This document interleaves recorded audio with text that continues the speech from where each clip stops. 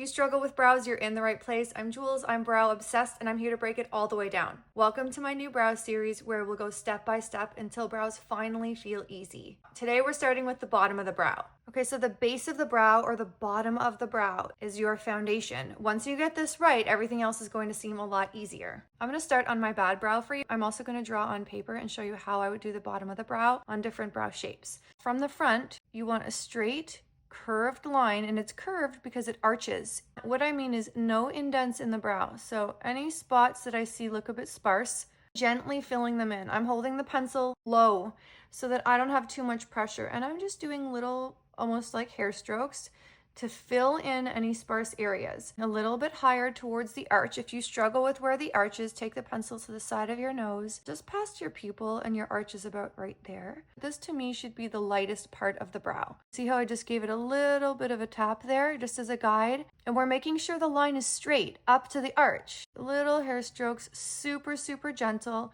If you don't have a front of brow and you want to know where it goes to, it's the tip of the nose, up, tip of the nose. It's no longer the side of the nose, that's just too far apart. And what you want to do is just follow the line that you've already created towards your nose. Try not to go too far down. Try and keep it as straight as possible, still going with nature and following that shape of your brow. And now what I want you to do every time, take your spoolie, I touch it and I pull and I swipe up, just to make sure that that line looks very, very natural.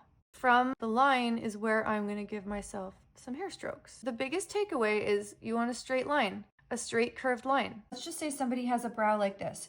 When I say that we want the straight line on the bottom, we're going to go from this part here, follow along gently, up toward the arch, and straighten this out a little bit. That way we could just fill in from the line that we just drew and give a beautiful natural line to the arch. Another horrible picture, but let's just say you have a brow that's kind of nice and thick at the front but goes really thin at the tail. My advice would be you probably want to thicken the tail just a little bit just to make it look as natural as possible. So instead of bringing this line all the way up, we're just going to bring this a little bit lower so that we could just thicken the brow and make it look a little bit more natural. And then, like I said, we'll get to the tail videos down the road. So my advice, if it's really thin, is don't bring that line right up to the top. Just kind of thicken the brow a little bit by softening that arch just a little bit. And oh my goodness, this is so hilarious. If your eyebrows are too far apart, when I say to bring this toward the nose, I mean follow your eyebrow. So let's just say we straighten it out here to the arch a little bit.